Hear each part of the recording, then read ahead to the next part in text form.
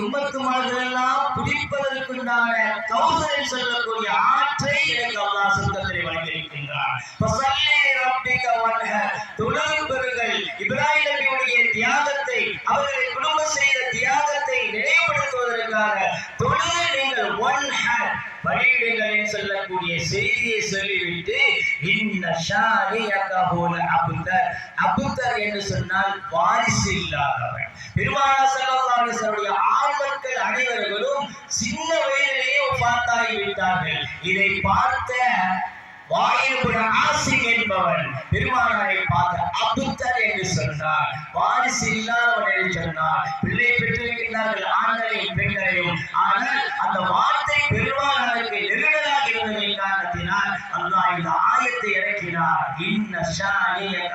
அபுத்தர் எவன் சொன்னானோ அவனுக்கு அந்த வாரிசு இல்லாமைய ஆக்கிவிட்டது என்ற செய்தியை இந்த ஆயத் வினாவிலே இறக்கப்பட்ட செய்தி என்று தஃசீருடைய உலமாக்கள் சொல்லி தந்திருக்கின்றார்கள். அரியான பெருமக்களே, பெருமானார் ஸல்லல்லாஹு அலைஹி வஸல்லம் அவர்கள் திடீரென்று மதீனாவிலே நுழைகின்றார்கள்.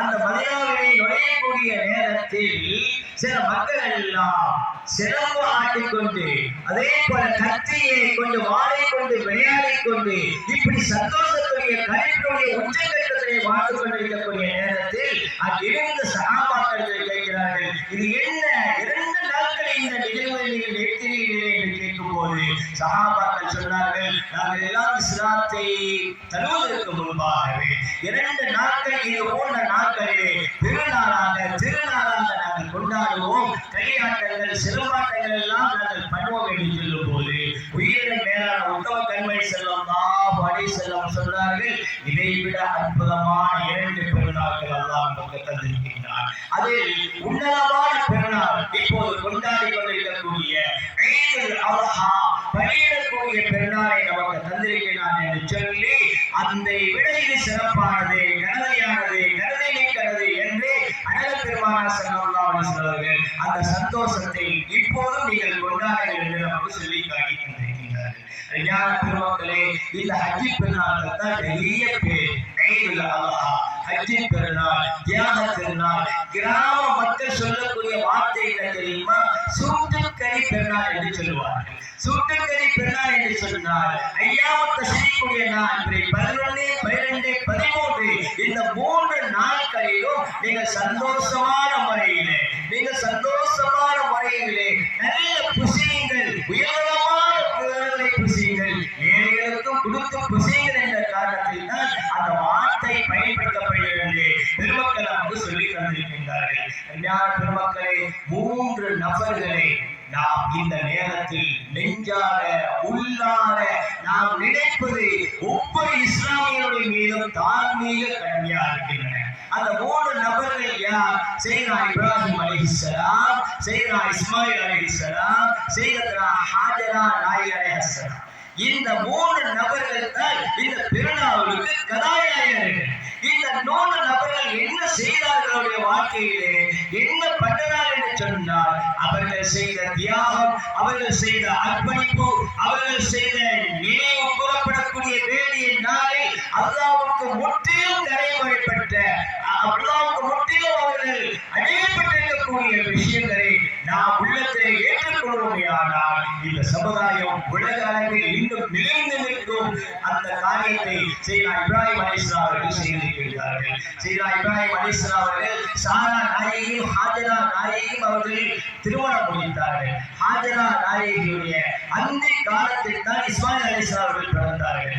ஹாஜரா நாயகியும் இஸ்மாயில் அலைஹிஸ்ஸலாம் அவர்களையும் அப்போது இருக்கக்கூடிய காபா, மிகப்பெரிய பொட்டை காடு, மிகப்பெரிய வாழை மரம், தண்ணீர் இல்லை, உணவு இல்லை, கூடாரம் இல்லை, எதுவுமே இல்லாத அந்த இடத்திலே இந்த 2 மக்களையும் அழைத்து செல்கிறார்கள். அழைத்து சென்று அல்லாஹ்வுடைய கட்டளை, அழைத்து சென்ற பிறகு அவர்கள் விட்டு போய்கொண்டே இருக்கின்றார்கள். ஹாஜரா அம்மையார் பதறுகிறார்கள், பச்சிலம் குழந்தையை வைத்திருக்கின்றேன், உணவு புரிந்து கொள்ளும், தண்ணீர் இல்லை, எதுவுமே இல்லை என்று சொல்லும் போது பின்தொடர்ந்து போகிறார்கள். கடைசியாக ஒரு வார்த்தை கேட்கிறார்கள், இது இறைவனுடைய கட்டளையா என்று கேட்கும் போது ஆம் என்று கூட சொல்லவில்லை, தலையை அசைத்தார்கள். அப்படி என்று சொன்னால் அந்த ஹாஜர் நாயகிக்கு இறைவன் மீது கொண்ட தவக்கல் அல்லாஹ் நம்மை கைவிட மாட்டான் என்று சொன்னார்கள். பிறகு போய்கொண்டே இருக்கும் போது ஒட்டகத்தை மீண்டும் திரும்பினார்கள். திரும்பி அந்த காபா அப்போது எப்படி இருந்தது என்று சொன்னால், நூஹ் அலைஹிஸ்ஸலாமுடைய காலத்திலே வெள்ளப்பெருக்கு ஏற்பட்டு அடையாளம் இல்லாமல் இருந்து ஒரு திட்டாகத்தான் இருந்தது. அதைதான் நபிமார்கள் தவாப் செய்து கொண்டிருந்தார்கள். அந்த இடத்தை பார்த்து சையதுனா இப்ராஹிம் அலைஹிஸ்ஸலாம் துஆ கேட்டார்கள். ரப்பனா இன்னி அஸ்கன்து மின் துர்ரியத்தி பிவாதி غير ذي زرع غير بيتك المحرم ربنا ليقيموا الصلاة. யா அல்லாஹ் பஞ்சர் செஞ்சலால் இடம், புல்லுகள் இல்லாத இடம், இந்த இடத்தில் என்னுடைய குடும்பத்தை நான் விட்டு செல்லவில்லை. அஸ்கந்து அங்கே குடிபெயர வேண்டும். தொலைநோக்கு கண்ணத்தோடு அந்த வார்த்தையை சொன்னார்கள். எனவே அப்படிப்பட்ட இடத்திலே நான் பிரியப்படுவது என்ன, அந்த இடத்தில் மக்கள் எல்லாம் கூடி தொழுக வேண்டும்.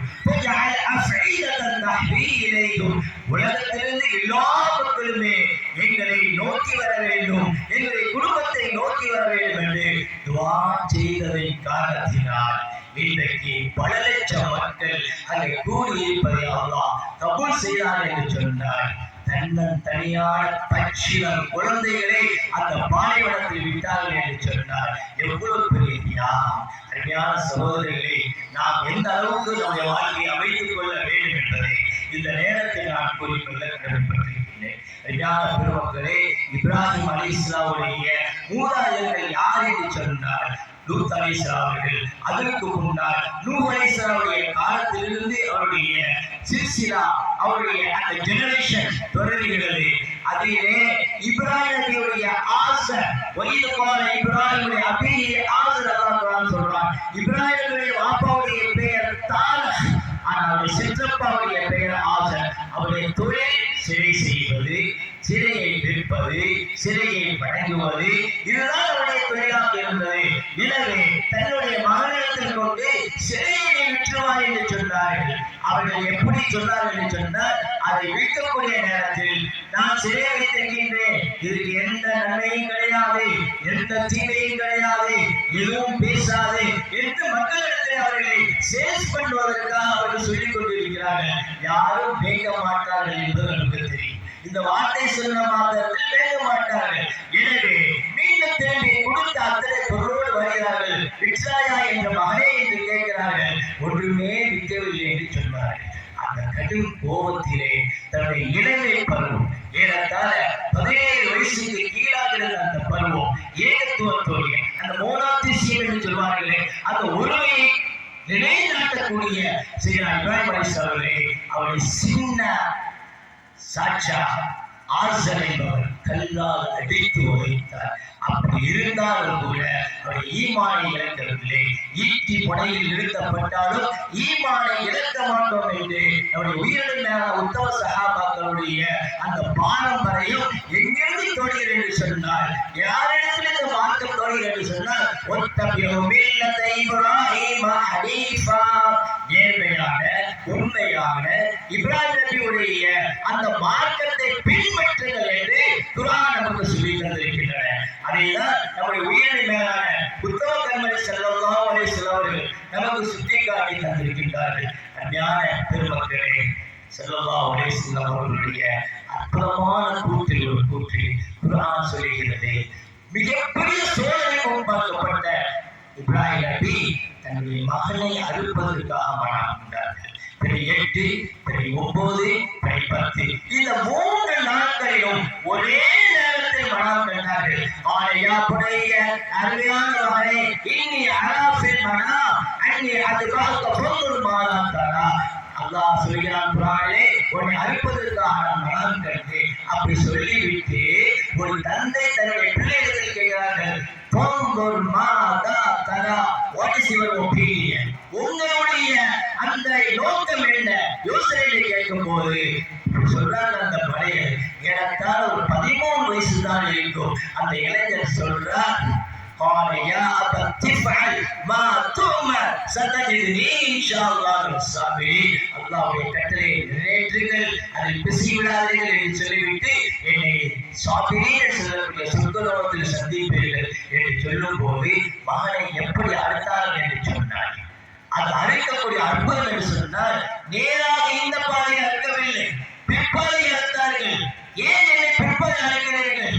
மகனே, உன்னுடைய பாசம் இடத்தில் மேலிட்டு விடும், உன்னை முகத்தை பார்க்கும் போது எனக்கு இறக்கம் ஏற்பட்டுவிடும், ஏனென்றால் முகமுப்பராக உன்னை நான் அழைக்கிறேன் என்று சொல்லும் போது தந்தையே கையை கட்ட வேண்டாம், சட்டையை அவுத்து விடுங்கள், சட்டையில் ரத்தம் பட்டு விட்டால் என்னுடைய தாயை பார்த்து கலருவார், பார்த்து அவள் கவலைப்படுவார். எனவே சட்டையை கலந்துவிட்டு எல்லா கை காலையும் அவுத்து விட்டு என்னை நேராக வாழ்வீர்கள், அல்லாஹ்வுக்காக செய்கிறீர்கள். இப்போது கொடுக்கக்கூடிய குர்பானியும் அல்லாஹ்வுக்காக நாம் செய்கிறோம், எனவே நேராக அருங்கள் என்று சொன்னார்கள். கத்தி அழுத்தி அழுத்தி பார்க்கிறார்கள். செய்கிறார் இப்ராஹிம் அலைஹிஸ்ஸலாம் அவர்கள் அதனுடைய ஆற்றலை அப்படி எடுக்க வேண்டும் என்று அல்லாஹ்வுடைய கட்டளை பிரகாரம் கத்திக்கு சக்தி இருந்தால் அந்த இஸ்மாயில் நபி அறுக்கப்பட்டிருக்கும். நீரினை மூழ்கடிக்கக்கூடிய சக்தி இருந்தால் செய்கிறார் மூசா அலைஹிஸ்ஸலாம் அவர்களை மூழ்கடித்திருக்கும். இப்படி எல்லாம் இப்ராஹிம் அவர்கள் தன்னுடைய மகனை அறுத்தார்கள். அறுக்க முடியவில்லை. கோபத்துடைய குப்பலம் உச்ச கட்டத்தின் காரணமாக பக்கத்தில் இருக்கக்கூடிய அந்த பாறையை அவர்கள் என்ன செய்தார்கள்? ஓங்கி அடித்தார்கள். பாறை பிறந்தது. இன்று கூட நாம் மினாவிலே அறுக்கப்பட்ட இடத்தை மிக அழகான முறையிலே இந்த சவுதி கவர்மெண்ட் அதை காட்டிக் கொண்டிருக்கின்றனர். அவர்களுக்கு தெரியும், உம்ரா செய்தவர்களுக்கு தெரியும். எனவே அப்படிப்பட்ட இடத்தை எல்லாம் நாம் பார்க்க வேண்டும். அதை நாம் பார்த்த பிறகு நம்முடைய உள்ளத்தில் மாற்றம் ஏற்பட வேண்டும் என்பதை இந்த நேரத்தில் தியாக உணர்வோடு நாம் செயல்பட வேண்டும் என்பதை நான் கூறிக்கொண்டு இறுதியாக அண்ணன் பெருமானார் ஸல்லல்லாஹு அலைஹி வஸல்லம் அவர்கள் நமக்கு வழிகாட்டியாக இருக்கிறார்கள். சீனா இப்ராஹிம் அலைஹிஸ்ஸலாம் அவர்கள் மார்க்கத்துடைய தூணாக நமக்கு இருக்கின்றார்கள். கடைசி காலத்தில் உலகத்தையே ஆண்ட அரசர்கள் 4 பேர்கள். அந்த 4 பேர்கள் ஒருவர் தான் நம்ரூத் என்னக்கூடிய மிகப்பெரிய கொடியவர். நம்ரூத் இப்ராஹிம் நபிக்கு எதிராக செயல்பட்டது. ஏகத்துவத்தை போதித்ததை காரணத்தினால் நம்ரூதை இப்ராஹிம் அலைஹிஸ்ஸலாம் அவர்களை நெருப்பு குண்டத்தில் போட்டார். அதனுடைய ஜுவாலை மேலே பிறக்கக்கூடிய பட்சிகள் கூட அதனுடைய வெப்பத்தை காரணம் செத்துக் கொள்ளக்கூடிய அளவுக்கு அவ்வளவு பெரிய சூழ்நிலை இருந்தது. அப்படிப்பட்ட நூரை அந்த நெருப்பு குண்டத்திலே அவர்களுக்கு அல்லாஹ் ஜிப்ரீல் வந்தார், எனக்கு எந்த உதவியும் தேவையில்லை. மீகாயில் வந்தார், தேவையில்லை. இப்படி நிறைவாக எத்தனையோ மலக்குமார் வந்தார்கள். அல்லாஹ் போதுமானவன் என்று சொன்னார்கள். குர்ஆனில் அல்லாஹ் சொல்கிறார், குல்னா யா நாரு கூனி பைதம் வ ஸலாமன் அலா இப்ராஹிம். இப்ராஹிமுடைய தாயார் அப்போது ஹயாத்தா இருந்தார்கள். அப்போது மூத்த வயசாக இருந்து மகன் அந்த நெருப்பு குண்டத்தில் எப்படி இருக்கிறார் என்று சொன்னார். சுவைவனமாக சுந்தரவனமாக தனிவர்க்கமாக இருக்கக்கூடிய நேரத்தில் அந்த தாய் கேட்கிறார், மகனே நானும் வரவா என்று கேட்டார். நீ வாங்க என்று சொல்லி மகனை முத்தி புகுந்து கொண்டார்கள். இதில் இன்னொரு விசேஷம் என்று சொன்னால், நம்ரூதுடைய மகன் தன்னுடைய மாளிகையில் இருந்து இந்த காட்சியை பார்க்கிறார். மாளிகையிலிருந்து காட்சியை பார்க்கும் போது அவரும் வருவதற்கு ஆசைப்பட்டார். நீ இஸ்லாத்தை ஏற்றுக்கொள்ளவில்லை, என்னுடைய மார்க்கத்தை ஏற்றுக்கொள்வதனால் உனக்கு வருவதற்கு தடையில்லை என்பதை எப்படி பதில் பொருளை எதிர்ப்படையில் இருக்கக்கூடிய அபூ சுஃபியானுக்கு மலக்குமாரனை காட்சி கொடுத்தானோ நம்முடைய மகனுக்கு காட்சி கொடுக்கப்பட்டு அவர் ஈமானை ஏற்றுக்கொண்டார். ஏற்றுக்கொண்டதன் காரணத்தினால் தன்னுடைய தகப்பனிடத்தில் அடிபட்டார் என்று சொல்லக்கூடிய வரலாறு இருக்குது. எனவே 3 வரலாறுகள், ஹஜரா நாயகியுடைய வரலாறு, சம்சம் தண்ணீர் கிடைத்த வரலாறு எல்லோருக்கும் தெரியும். உலகத்தில் அது மருந்து. சவுதியிலே இன்னைக்கு மேஜர் ஆபரேஷன், எந்த ஆபரேஷன் பண்ணினாலும் அதை கொண்டுதான் முதல் இன்று வரை அதை புனிதமான தண்ணீரை வைத்து செய்கிறார் என்று சொன்னார். இந்த 3 பெருமக்களுடைய தியாகம் சாதாரண தியாகம் என்பதல்ல. இஸ்லாமிய சமுதாயத்துடைய சொந்தங்களை கொஞ்சம் நாம் நினைச்சு பார்க்க வேண்டும். எப்படியெல்லாம் இந்த மார்க்கத்தை வளர்த்தார்கள், நம்முடைய பூமான நபி ஸல்லல்லாஹு அலைஹி வஸல்லம் எப்படி நம்மை சஹாபாக்களை பார்த்தெடுத்தார்கள். அந்த வழிபாட்டிலே தோழர்களை வந்திருக்கக்கூடிய நாம் இந்த சத்திய தீன இஸ்லாத்திற்காக நாம் பாடுபட வேண்டும். அதற்காக நம்முடைய வாழ்க்கையை அர்ப்பணிக்க வேண்டும் என்பதை இந்த நேரத்தில் கூறிக்கொண்டு, ஹஜ்ஜி பெருநாள் தரக்கூடிய பாடம், ஒரு தந்தைக்கு ஒரு மகன் வழிபட வேண்டும், ஒரு பெரியவர்களுக்கு சிறியவர்களுக்கு வழிபட வேண்டும். இப்படி வழிபடக்கூடிய ஒரு வார்த்தை தான் இந்த ஹஜ் பண்ணாங்க வந்து தந்திருக்கின்றன. எனவேதான் ஒரு அறிஞர் சொன்னார், when I read the biography of Prophet Muhammad sallallahu alaihi wasallam I shed many tears from eyes என்று சொன்னார். பெருமானுடைய வாழ்க்கையை நான் படிக்கும் போதெல்லாம் என்னுடைய கண்ணீர் வடிகிறது என்று சொன்னார். அந்த உத்தம நபியுடைய வாரிசு நாம், அவருடைய உம்மத்துமார்கள் நாம். அப்படிப்பட்ட உம்மத்துமார்களுடைய வாழ்க்கையை வாழக்கூடிய நாம் இளைய சமுதாயம் இன்றைக்கு நல்ல வழியில் தீனுடைய வழிபாட்டிலே வாழ வேண்டும். இந்த இஸ்லாமிய சமுதாயம் கல்வியிலே உணரப்பட்டிருக்க வேண்டும். பட்ட பதவிகளும் அரசு உத்தியோகத்திலும் நீங்கள் உயர்ந்த பதவி பெற்றால்தான் இந்த சமுதாயத்தை காண முடியும். அப்படிப்பட்ட தியாக பெருமக்களாக நாம் வாழ்வதற்கு, நம்முடைய முன்னோர்களை நினைப்பதற்கு இந்த ஹஜ்ஜை பெருநாள் தந்திருக்கின்றன. இதற்கு பின்னால் நாம் குர்பான் கொடுத்திருக்கின்றோம். அதெல்லாம் நேற்று சொல்லப்பட்டு விட்டது.